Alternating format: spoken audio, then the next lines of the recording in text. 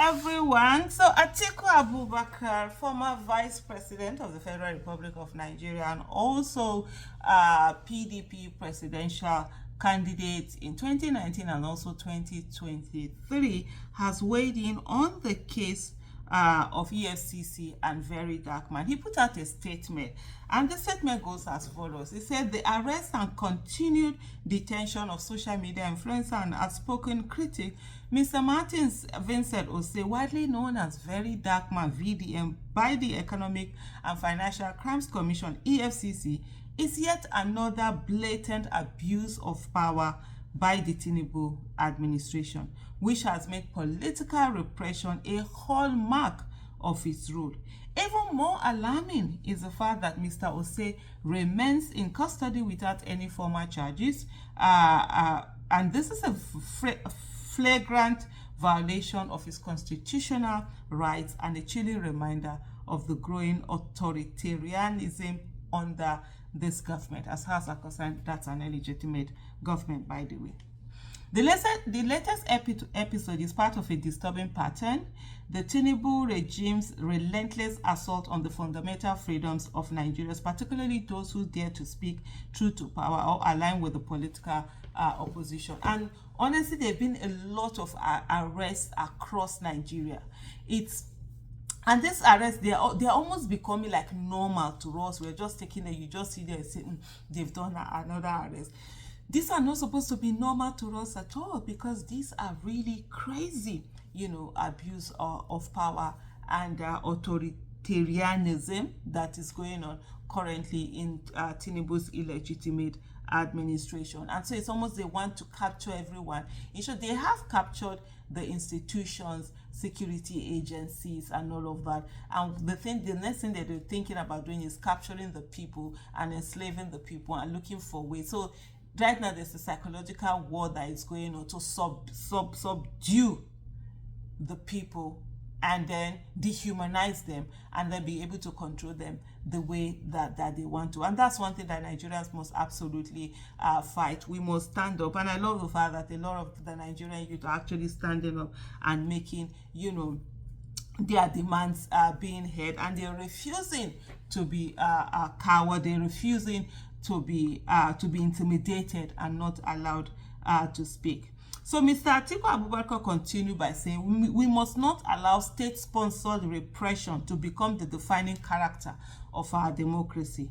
While security agencies are quick to target dissenters and critics, often in complete disregard of due process, political loyalists with credible allegations of corruption walk free, trading sycophancy for immunity.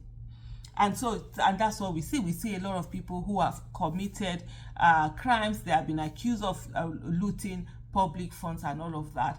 And some of them, EFCC even have cases against them. As soon as they get into APC, the cases are on silent or they get into certain positions. I mean, you look at someone like, what's his name now? The latest person that had the governor, Atiku's vice presidential candidate, that's his running mate, Okowa, that Ifeanyi Okowa, that left PDP to go to APC after a series of allegations against him of corruption or looting of his people's money, and the next thing is in EFCC. Let's wait and see. We've seen situations like the Senate President Godswill Akpabio, who also has a lot of corruption charges against him as soon as he became Senate President. That's all silence. And so that's why sometimes when the EFCC chairman is coming out and talking and see, they do anything, I'm like, are you fooling yourself? You think you are fooling us? Because I don't understand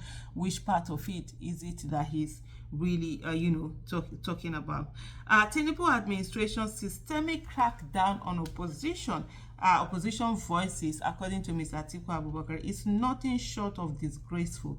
It's an affront to democratic norms and must be fiercely condemned and resisted. And he signed it AA, meaning that it was him himself that approved this tweet to go on. And then there are some people who came And of course, as usual, to tell Atiku Abubakar during his time, there were certain things that he had done. Yeah, fine, as long as you remind them of what they've done during their time. But that doesn't stop. That doesn't mean that it has to continue in this manner. And I think sometimes we just have to focus and ensure that whatever it is that used to be done in the past is not allowed, to be done again. Someone was speaking and said that 2027 is coming and everybody is becoming a voice and speaking up against injustices that are happening. Well, we take it as they go on, and remind everyone that fighting for justice, fighting against injustice, is not just something that needs to be done when it is close to election, or where people feel that, oh, people are going to be watching on the basis of the choices that they're going to make, going forward when it's time to be at the post. But let it be something that we do because it's the right thing to do. Let it also be something that we do at all times. So yeah, that's it. Whatever it is, we'll take it, as it is. And indeed, Tinubu's illegitimate administration has been doing a whole lot in oppressing and repressing the people and just shutting down voices. The civil space has been shrinking for a very long time. It has shrunk, but we the people must ensure that we do not allow ourselves to accept the shrinking, because the moment you accept it and just say, oh, that's what is happening, it's normal, guess what, they're going to say you like it, and that's why you're not saying anything. So we almost continue to raise our voices against this injustice that we're seeing as they come on. And let's not be quiet. Let's not be quiet at all. Let's continue to ensure we have our voices out there. There was something also that was so very, funny, that some of the protesters that had gone to protest on the about the arrest of very Darkman, they were just chanting that EFCC should go and carry Yaya Bello and release, very Darkman for them. And it's really sad where citizens can glaringly see that there are certain people who have been accused of a lot that EFCC should actually be going after. But EFCC don't go after them. EFCC will rather oppress the weak, oppress the unarmed, will rather bring their might and take on people who are vulnerable, people who they are not supposed to focus on.